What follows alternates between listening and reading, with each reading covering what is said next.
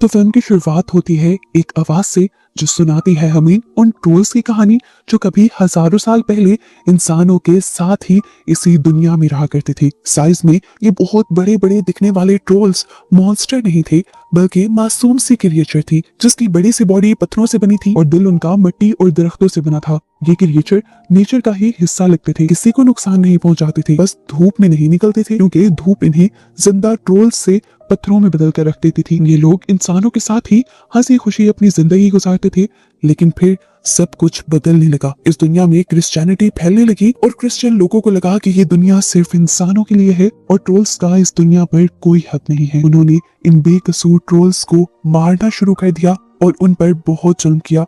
वो ट्रोल्स को जबरदस्ती खींच खींच कर धूप में लेकर आते थे ताकि ट्रोल्स पत्थर बन जाएं। क्रिश्चियंस का होली वाटर, होली बेल, ये सब चीजें ट्रोल्स को बहुत ही ज्यादा दुख देती थी, ट्रोल्स को कमजोर कर देती थी और क्रिश्चियंस इन चीजों का फायदा उठाते थे। हमें पता चलता है कि इस कहानी के मेन कैरेक्टर नोरा के डैड नोरा को हमेशा से यही कहानियां सुनाते थे। वो हमेशा नोरा से कहा करते थे कि मैं इस चीज को लेकर बहुत दुखी रहा हूँ कि इंसानों ने बेचारे ट्रोल्स की मदद नहीं की। इस टाइम पर नूरा अपने डैड से प्रॉमिस करती है कि अगर अभी भी इस दुनिया में अच्छे ट्रोल्स हुए तो वो हमेशा उनकी मदद करेगी। अब सीन कट होकर हमें फाइनली बड़ी हुई नूरा को दिखाया जाता है। पता चलता है कि उसके डैड मर चुके हैं और उनके गम में वो सबसे अलग एक जंगल में रहती है और ट्रोल्स पर अभी भी रिसर्च कर रही है। कुछ साल पहले उनका सामना ट्रोल्स से हो चुका है। जितनी भी उसके जहन में कंफ्यूजन थी ट्रोल्स को लेकर वो सब खत्म हो गई है और वो अब पहले से ज्यादा अच्छे से ट्रोल्स पर रिसर्च कर सकती है।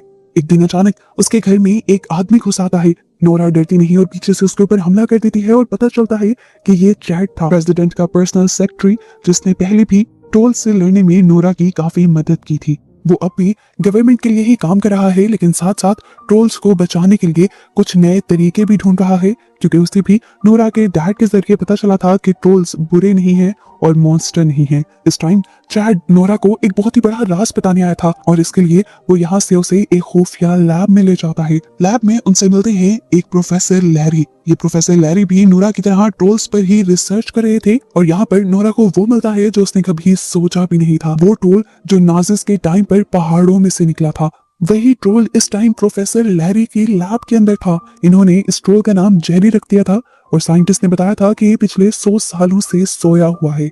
यहाँ पर नोरा को ये भी बात पता चलती है कि साइंटिस्ट अपनी रिसर्च के लिए इस ट्रोल के काफी सारे हिस्सों को काटते रहे हैं और ये बात सुनकर नोरा गुस्से से भर जाती है। उसे ट्रोल के लिए दुख हो रहा था। वो अब एक लिफ्ट के जरिए ऊपर ट्रोल के कान के करीब चली जाती है और चुपके से उसके कान में एक पोएम सुनाने लगती है। नोरा का प्यार, उसके इमोशंस एकदम से ट्रोल्स को आंखें खोलने पर मजबूर कर देते हैं और पता चलता है कि 100 सालों बाद जेरी नाम का ये ट्रोल दोबारा से जाग उठता है। खुद को बंधा हुआ देखकर वो पागल हो गया था।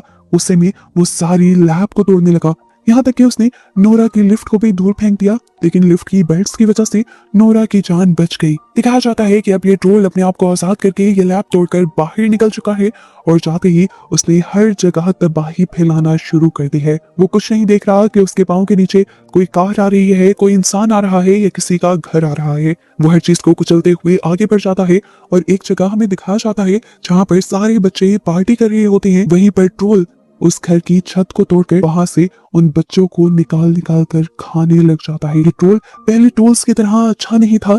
ये बात जल्द ही नोरा और उसके सारे साथियों को पता चल जाती है और ये लोग उस ट्रोल को रोकने का सोचते हैं। नोरा की पूरी टीम की मीटिंग प्रेसिडेंट के साथ होती है। प्रेसिडेंट चाहते थे कि इस ट्रोल को मार दिया जाए, लेकिन नोरा और चैड ये नहीं चाहते थे कि ट्रोल मर जाए। वो मिशन के लिए तो तैयार हो जाते हैं, पर चुपके से नोरा और चैड प्लानिंग करते हैं कि इस ट्रोल को वो हर हाल में बचा कर रहेंगे। इस सब के दौरान हमें क्रिस नाम के एक कैप्टन को दिखाया जाता है जो इस पूरे मिशन में उनके साथ रहने वाला था। क्रिस और उसकी टीम यूवी लाइट्स वाले बड़े बड़े हेलीकॉप्टर्स तैयार करते हैं। उनका मकसद है ट्रोल को रात के वक्त ही पत्थर बना देना। रात को दिखाया जाता है कि जब जेरी नाम का वो ट्रोल अभी भी लोगों को खा रहा था, तब क्रिस और उसके बाकी सभी साथी हेलीकॉप्टर ट्रोल को मारने के लिए उसके करीब आ गए। उन्होंने यूवी लाइट्स के जरिए ट्रोल को कमजोर करने की तो कोशिश की, लेकिन वो ट्रोल को पत्थर में ना बदल पाए और ट्रोल उनके इस हमले से बहुत ज्यादा गुस्से में आ गया कि उसने बिजली का एक टॉवर जमीन से ही उखाड़ कर वही लोगों पर फेंक दिया। इस सब में क्रिस के दोस्त का भी हेलीकॉप्टर तबाह हो गया और क्रिस का दोस्त भी मारा गया। अपने दोस्त की मौत देखकर क्रिस को बहुत ज्यादा गुस्सा आ जाता है। वो बदले की आग में जलने लगता है और ट्रोल को मारने का सोचता है, लेकिन नोरा जो उसके पीछे बैठी हुई थी वो उसे समझाती है कि हम इंसानों ने ही इन ट्रोल्स को मॉन्स्टर बनाया है। ये सब लोग नोरा से पूछते हैं कि आखिर करना क्या है, ये तो इतनी तबाही फैला रहा है।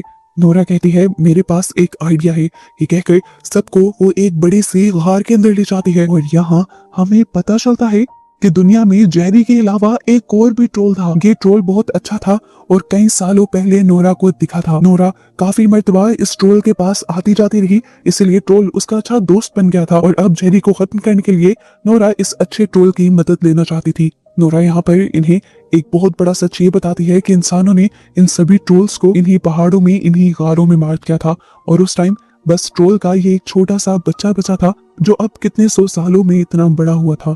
खैर नोरा ने इस ट्रोल का नाम कुदरत रखा हुआ था। यहाँ चाइल्ड और नोरा मिलकर प्यार से उस ट्रोल को एक नज़म सुनाते हैं और फिर उससे मदद मांगते हैं ताकि वो जेरी को रोक सके। कुदरत नोरा की बात मानकर जेरी से मिलने के लिए चाहता है, लेकिन जेरी की नफरत इतनी गहरी थी कि वो किसी की बात सुनने को तैयार ही नहीं था। जेरी जोर से अपना पैर पटकता है जिसकी वजह से कुदरत के पांव के नीचे की बर्फ टूट जाती है और कुदरत पानी के अंदर डूब जाता है।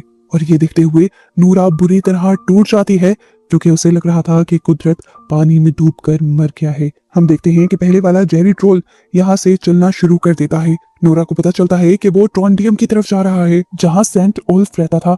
नूरा चैड और उसकी पूरी टीम भी ट्रॉन्डियम की तरफ बढ़ने लग जाती है।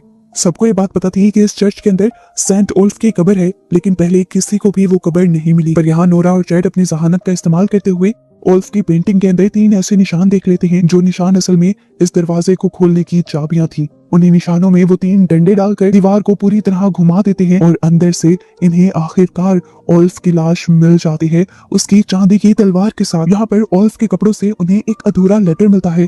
इसके साथ का आधा लेटर उस लैब में था जहाँ पर साइंटिस्ट ने जेरी ट्रोल को रखा हुआ था। ये लोग दोनों की पिक्चर लेते हैं और उसे मिला देते हैं, जिसके बाद इन्हें एक बहुत बड़ी सच्चाई पता चलती है कि हमेशा से मशहूर था कि सेंट ओल्फ ने ट्रोल्स को मरवाया है, लेकिन ऐसा नहीं था। उसने तो ट्रोल्स को मारने का ऑर्डर दिया ही नहीं था, वो सिर्फ उन्हें दुनिया की दूसरी तरफ शिफ्ट करना चाहता था ताकि इंसान ट्रोल्स से और ट्रोल्स इंसानों से डिस्टर्ब न हो। लेकिन चर्च ने उसका हुक्म नहीं माना और चर्च के कहे के मुताबिक सभी ट्रोल्स को मार दिया गया। और फिर चर्च ने इल्जाम लगाया कि ये सारा किया धरा ओल्फ का है और ये सब कुछ छुपाने के लिए उन्होंने आखिर ओल्फ को ही मरवा डाला और उसकी ग्रेव भी इतनी छुपाकर बनाई। नोरा को भी समझ आ गई कि जेरी अपने सभी साथी ट्रोल्स का बदला लेने के लिए ट्रॉन्टियम की तरफ बढ़ रहा था। इस ट्रोल को रोकने के लिए नोरा के डैड की रिसर्च से इन्हें पता चलता है कि ट्रोल को सिर्फ होली वाटर से ही कमजोर किया जा सकता है। पता चलता है कि इसी चर्च के नीचे होली वाटर की एक बहुत बड़ी झील थी। नोरा और उसकी टीम अब लोगों और मिलिट्री की मदद से होली वाटर से बनने वाले बहुत से हथियार यानी वेपन्स तैयार करते हैं। और जैसे ही जेरी रात को शहर में आता है, ये लोग पहले चर्च की घंटी बजा बजा कर उसे कमजोर कर देते हैं और उसके बाद बहुत सारे होली वाटर्स वाले हथियार उसके ऊपर फेंकते हैं, लेकिन इससे उस ट्रोल का कुछ भी नहीं बिगड़ता। बस उसे और भी ज्यादा गुस्सा आ जाता है और वो इर्द गिर्द और भी ज्यादा तबाहियां फैलाना शुरू कर देता है। इससे पहले कि यहाँ सिचुएशन हाथ से निकल जाती, अचानक पानी में से डूबा हुआ कुदरत वापस आ जाता है, जिसे देखकर नोरा सबसे ज्यादा खुश होती है। कुदरत जेरी को रोकना चाहता था, इसलिए दोनों ट्रोल्स के दरमियान में शहर के बीचों बीच लड़ाई शुरू हो जाती है। नोरा के साथी बताती है कि ट्रोल को पूरी तरह मारने के लिए उसके जिस्म में नहीं बल्कि उसके दिल तक होली वाटर पहुंचाना होगा और ये काम करना इतना भी आसान नहीं था। और इस काम को करने के लिए बस इनके पास अब एक ही वाटर बॉम्ब बचा था। ट्रोल हर टाइम हिल रहा था, ठीक उसके मुंह के अंदर निशाना लगाना तो पॉसिबल ही नहीं था। इस टाइम चैड अपनी कुर्बानी देने का फैसला करता है। वो फैसला करता है कि वो इस होली वाटर के बॉम्ब को ट्रोल के मुंह के अंदर लेकर जंप कर देगा। सभी उसके फैसले से खुश नहीं थे, लेकिन सभी इंसानों को बचाने का बस एक यही रास्ता बचा था। चैड और क्रिस वाटर बॉम्ब लेकर हेलीकॉप्टर से जेरी के मुंह के करीब पहुंच जाते हैं। वो वाटर बॉम्ब को जेरी के मुंह में डालने की कोशिश करते हैं। पहली कोशिश इनकी नाकाम हो जाती है, जिसके बाद चैड अपनी वाइफ को कॉल करता है उसे लास्ट गुड बाय कहने के लिए और उससे ये भी कहता है कि मेरे बेबी को भी बताना कि डैड उससे बहुत प्यार करते थे। ये कहते ही वो वाटर बॉम्ब लिए हेलीकॉप्टर से सीधा जेरी के मुंह के अंदर जंप कर देता है। बॉम्ब फटता है, जेरी के दिल की तरफ रोशनी दिखाई देती है और जेरी का जिस्म अंदर से खत्म होने लगता है। और इस दौरान कुदरत अपना हाथ पीछे से जेरी के जिस्म के अंदर डालते हुए उसका दिल निकाल कर फेंक देता है। इस तरह जेरी मर जाता है और फाइनली इन लोगों की जीत होती है। लेकिन इस सब के बावजूद भी नोरा और उसकी पूरी टीम चैट की मौत के लिए बहुत ज्यादा दुखी थे, लेकिन अब इंसानियत तो बच गई थी। मूवी के पोस्ट क्रेडिट सीन में हमें कुछ महीनों बाद का सीन दिखाया जाता है। हम देखते हैं कि चैट की वाइफ के पास चैट का बेटा पैदा हुआ था। पूरी टीम नोरा के घर वेकेशन पर आती है और उसी दिन ये लोग महसूस करते हैं कि घर जोर जोर से हिल रहा था। नोरा बाहर आकर देखती है तो पता चलता है कि कुदरत नोरा के घर के पास आ रहा था। पता चलता है कि सभी इंसानों को कुदरत की यानी इस ट्रोल की असलियत पता चल गई थी कि वो इंसानों का दुश्मन नहीं है, वो तो इंसानों की मदद भी करता है। इसीलिए अब वो इंसानों की इस दुनिया में छुपकर नहीं रहता था, बल्कि खुले में सुकून से रहता था। आसान लफ्जों में बात करें तो ट्रोल्स और इंसानों के बीच में दोबारा से दोस्ती हो चुकी थी। अब ये दोस्ती कब तक दोस्ती ही रहेगी, इस बात का तो कोई नहीं जानता, क्योंकि हम देखते हैं कि एक प्रोफेसर ने एक छोटे से ट्रोल को अभी भी अपनी खुफिया लैब में कैद कर रखा हुआ है, जो आहिस्ता आहिस्ता बड़ा हो रहा है। और ये उसके साथ क्या करेंगे इसका कोई आइडिया इस टाइम नहीं है, और बस उसी छोटे से ट्रोल को दिखाते हुए ये मूवी यहाँ